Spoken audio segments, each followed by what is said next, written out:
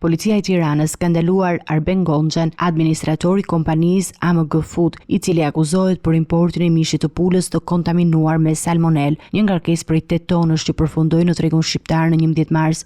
Sipas policisë, mishin e kontaminuar që kishte kaluar tranzit në doganën e Durrësit për zhdoganim në Tiranë, kompania dyshohet ta ketë hedhur në treg pa pritur rezultatet e analizave të mostrave që ishin marrë nga Agjencia Kombëtare e Ushqimit. Ngjarja ka shkaktuar një alarm të madh për shëndetin publik, pasi mishrat e kontaminua me bakterin salmonel mund të shkaktojnë infeksione serioze tek njerëzit. Policia pas hetimeve ka shpallur Gonxhan në kërkim për importimin, prodhimin, shitjen dhe ruajtjen e ushqimeve të rrezikshme për shëndetin e njerëzve. Megjithatë, pas konsultimit me prokurorin është vendosur që procedimi penal ndaj tij të vazhdojë në gjendje të lirë pa e arrestuar.